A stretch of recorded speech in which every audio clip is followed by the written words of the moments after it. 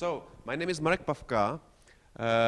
I must apologize because I will delay the lunch, but I will tell you something about our Moravian movement and our Moravian party, which is a part of this movement. So the Moravian movement consists of many organizations, including one political party, and tries by many ways to stimulate renewal of Moravia and Silesia. It means the southern Silesia, which is not now in Poland, as a self-governed political units, or Kronlands, if you want. Something about our strength. We are, as a party, not so strong on the parliamentary level, but we have already something like 70 deputies in local municipalities. We have already some mayors. So we are, I think, not so weak. There was even a poll before European elections, which showed that we have potential of 5%. So that's something about strength of the party. I don't think that strength of some or popularity of some idea could be measured only by popularity of movement or party which represents this idea. One example is Venezia. In Venezia, there's a party which wants to gain the independence or renewal of independence of Venezia, and this party has, as Juni would confirm you, in local or regional elections something like 2% of support from public, so not really strong. But there was, I think, 2 years ago, a referendum in Venezia, and more than, I think, 80% of people voted for independence, and I think more than 60% of the population in Venezia voted in this. So it means it has clear majority support. So I think it's the same in Moravia, and one of the symptoms of our potential strength is an initiative of one of Moravian organizations, which persuaded our local municipalities, our city towns or city halls or town halls, to hang a Moravian flag. For 7 years, there was no Moravian flag in our town halls. Now, more than 1,000 town halls or city halls use a Moravian flag. So it means every second town or village or city uses now Moravian flag. Although Moravia does not exist as a political unit. So it's something about our strength. So now I will tell you something about our ideas, about reasons why there is something like Moravian movement and a party called Moravians. The first reason why we exist is Putsch of 1918. We do not accept dissolution of Moravia and Silesia as a self-governed political units. You may know that Moravia and Silesia existed for more than 7 centuries as self-governed political units, as Kronlands. They had their own parliament, their own government, and one of the first steps of new Czechoslovakian government after 1918 was dissolution of Moravia and Silesia and dissolution of their parliaments, which was made against constitution, which was made by people who did not have any mandate for this, who did not speak a word about this in elections or before elections, and which was made without referendum. So we think we cannot accept it, because once you accept it, it will become a norm. And it did become a norm, because this dissolution of Moravia and Silesia was confirmed 30 years later by communists, and it was also confirmed after 1989. So you can speak some about something like continuity in the behavior of our elites. The second reason why there is something like Moravian movement is the fact that federalism is much cheaper than centralism. With German model of public administration, we would save 3 billion euro a year. With Switzerland's model, we would save 8 billion euro a year. For comparison, with 8 million euro means 1/5 of our budget, state budget. So it's a lot of money. Third reason is that we are very, very sad due to the situation in our country today. We think that parliamentary democracy cannot solve it, because political parties, left or so-called left or so-called right, do not solve the real problems, and we think that the solution should be direct democracy.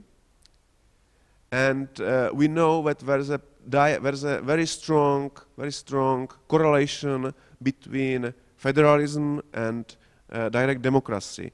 This correlation could be showed on the example of Switzerland or Germany. There was no much referendums in Germany on the federal level, but there is a lot of referendums on the level of lands. The same applies to Switzerland.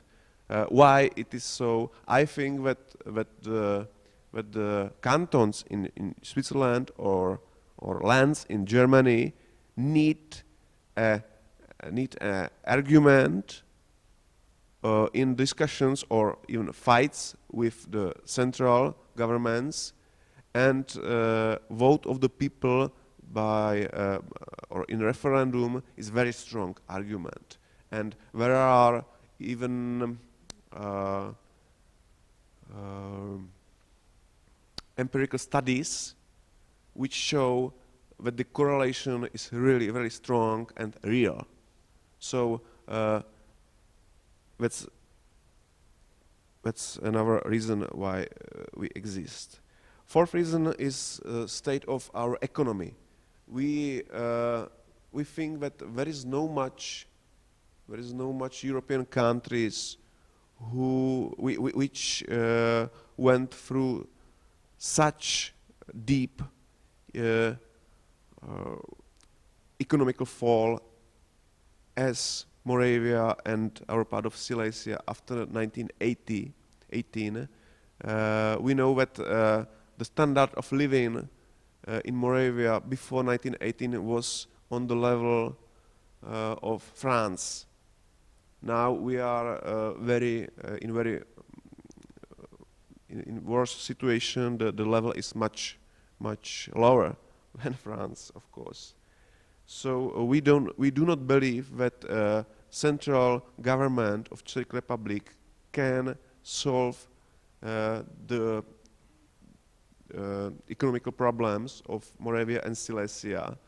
We think that they simply ignore our problems.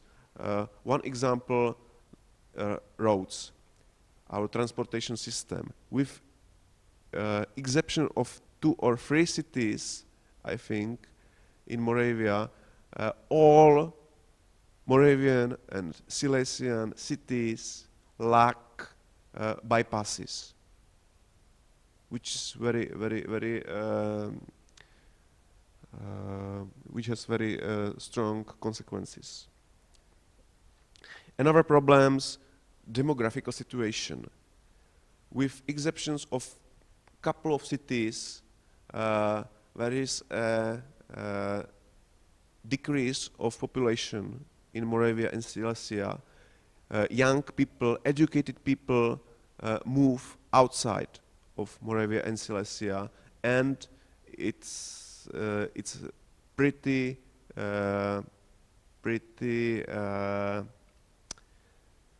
quick. For example, Ostrava, which is the second largest city in Moravia and Silesia, lost in 20 years 10% of population.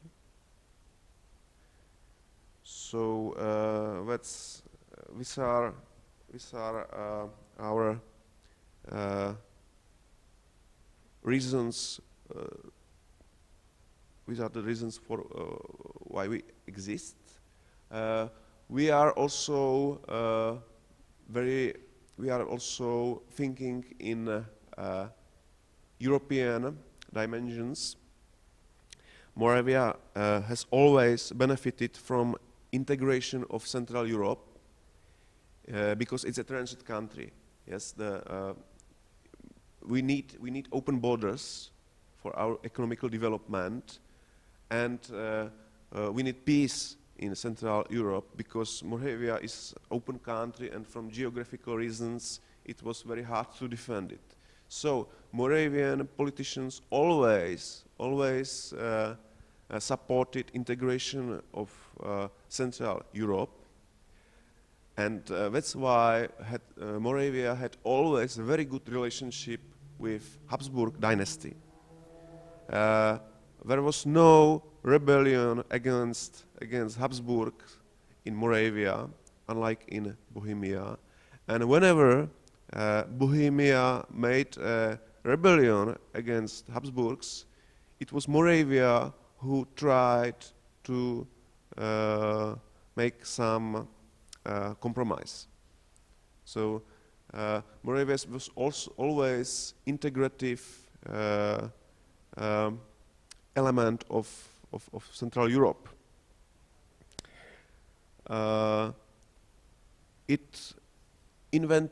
Moravia invented a unique solution of language question, which proved to be an alternative to nationalism.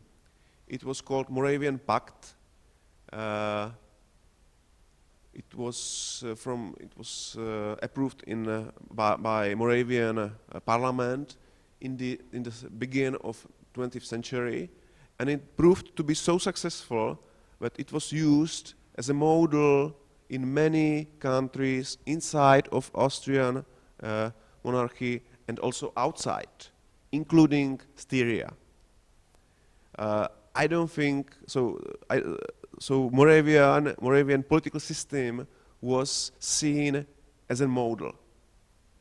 I don't think there is something from contemporary Czech Republic which can serve as a model.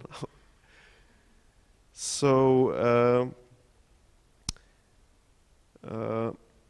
we think that Europe should be integrated, but we are also very skeptical about format of this integration, because we think that now the EU is too big for such integration. We think that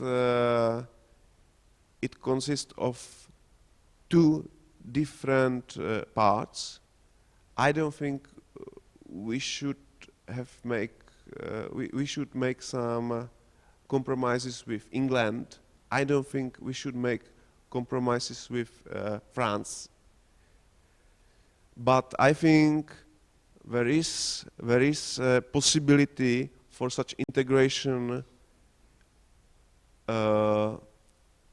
in Central Europe, because clearly there have been such federation in the past. So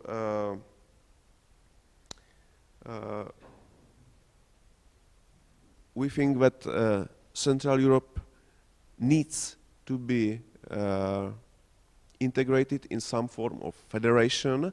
We already had such a suggestion of Central European Federation in our program in 29 in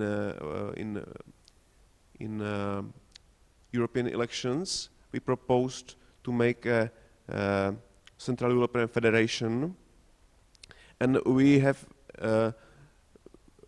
such a proposal still in our program. We are skeptical towards national states. We don't think that such a Central European Federation could be reached with national states. We see national states as a hurdle to such a federation. We think that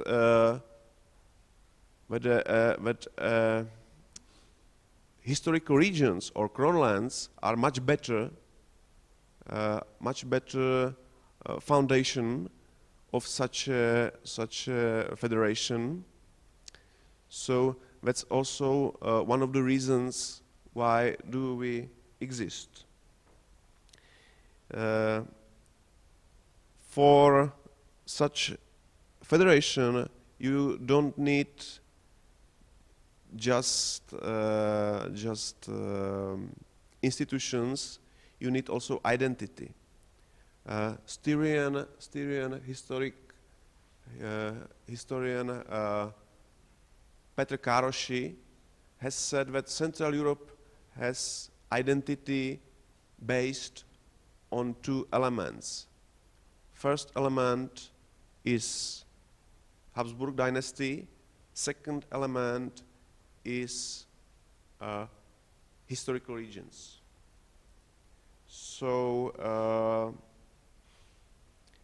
that's why we have sympathies for monarchy and for monarchism, and that's why we want restoration of Moravia and Silesia. Thank you.